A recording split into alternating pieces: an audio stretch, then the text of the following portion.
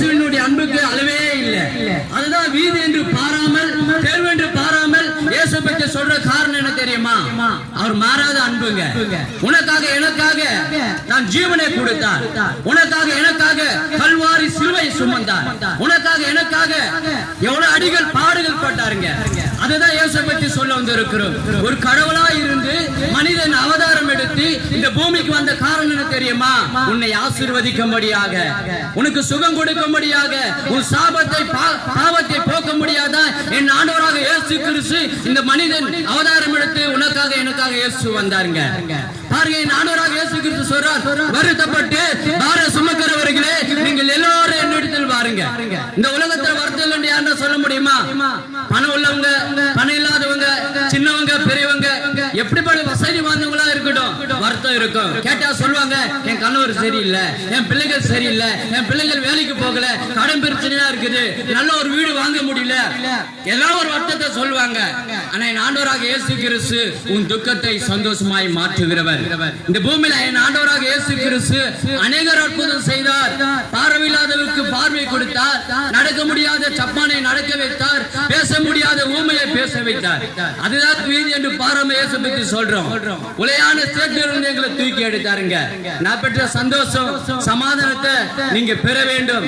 பாருங்க, என் ஆண்டவராக இயேசு கிறிஸ்து வருத்தப்பட்டு பார சுமக்கிறவர்களே நீங்கள் எல்லாரும் என்னிடத்தில் வாருங்கள், நான் நிலை பார்த்து தருவேன்.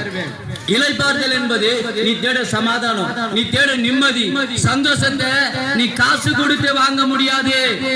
எல்லா பொருளை வாங்கலாம், காசு கொடுத்து வண்டி வாங்கலாம், கார் வாங்கலாம், பங்களா வாங்கலாம். ஆனா சமாதானத்தும் நிம்மதியும் நீ காசு கொடுத்து வாங்க முடியாது. என் ஆண்டவராக இயேசு கிறிஸ்து நீ தேட நிம்மதியை தருகிறார், நீ தேட சந்தோஷத்தை தருகிறார். ஒரு மெடிக்கல் ஷாப்ல நீங்க போறீங்க, எனக்கு ஜுரம் அடிக்கிறது, தலைவலிக்கிறது, மாத்திரை கொடுனா கண்டிப்பா கொடுப்பாரு. ஆனா சமாதானத்தை, சந்தோஷம் நீ காசு கொடுத்து வாங்க முடியாதுங்க. என் ஆண்டவராக இயேசு கிறிஸ்து இந்த பூமியில அநேகர் அற்புதம் செய்தார். குருடனுக்கு பார்வை கொடுத்தார். இயேசு செய்த ஒரு அற்புதத்தை உங்களுக்கு சொல்றேன். ஒரு குஷ்டரோகி பாருங்க, யாரும் அவனை தொட மாட்டாங்க. அந்த காலத்துல அந்த வியாதி வந்தா தீட்டு என்று சொல்வாருங்க. யாரும் கிட்ட போக மாட்டாங்க, மனுஷர்கள் பேச மாட்டாங்க. ஆனா இயேசு அவனை தேடி போய் அவன் கூசாம கரம் பிடிக்கிறாருங்க.